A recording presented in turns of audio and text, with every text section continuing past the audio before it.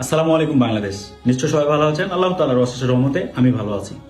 আজকে সত্যি দুঃখ হলেও সত্য কথা এটা বলতে হচ্ছে, আমরা এমন হতভাগা বাঙালি যেটা বুঝেও করি না বুঝেও করি।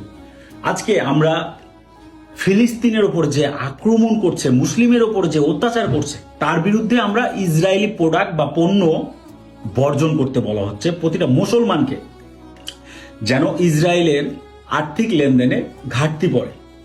তাহলে আমাদেরকে সেটা চিন্তা করতে হবে। আজকে আমরা করছি কি উল্টা, নিজের বাংলাদেশে আমরা দোকানপাট ভাঙাভাঙি করছি, চুরি করছি, ছিনতাই করছি। এটা খুব খারাপ জিনিস। এখন বলবেন পণ্যের তো ভাঙচুর করছে, পণ্যের দোকান লুটপাট করছে। লুটপাট করলে তো আপনি জিনিসটা ব্যবহার করছেন। আপনার ভাইয়ের দোকান আপনি লুটপাট করছেন, ভাঙছেন, চুরি করছেন, ব্যবহার করছেন। আপনারা বয়কট করুন।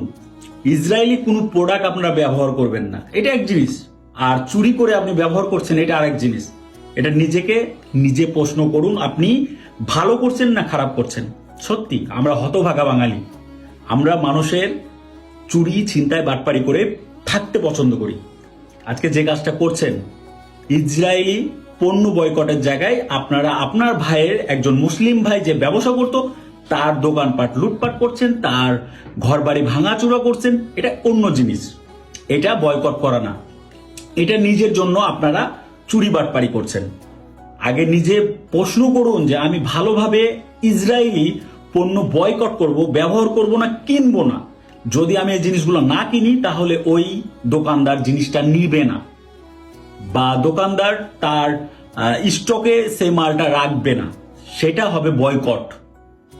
তাহলে আমরা আমাদের যে স্বপ্নটা দেখছি ইসরায়েলি প্রোডাক্টটা বয়কট করা, এটা হবে এক জিনিস।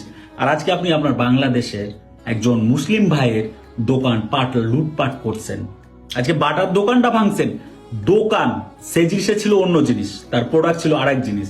যারা এই ছিনতাই বাটপাড়ি বা চুরি করছেন বাটার দোকানে, সেই জিনিসটা তো নিয়ে যে আপনারা ব্যবহার করবেন। এখন আমি বললে বলবেন সমস্যা কি, ইসরায়েলি প্রোডাক্ট চুরি করছি, ডাকাতি করছি, ব্যবহার করবো ফিরি ফিরি। তাহলে আপনি কোন দিকে ভালো হলেন ভাই? বয়কট তো করলেন না, এখানে আপনি চুরি করলেন, বাটপাড়ি করলেন, একটা সুযোগ ব্যবহার করলেন।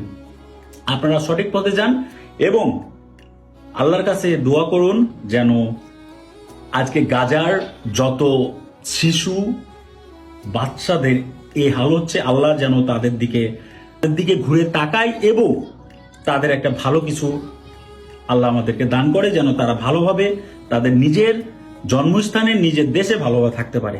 এটাই, আর কিছু না। প্রতিটা মুসলমান এক থাকুন। ধন্যবাদ। আসসালামু আলাইকুম।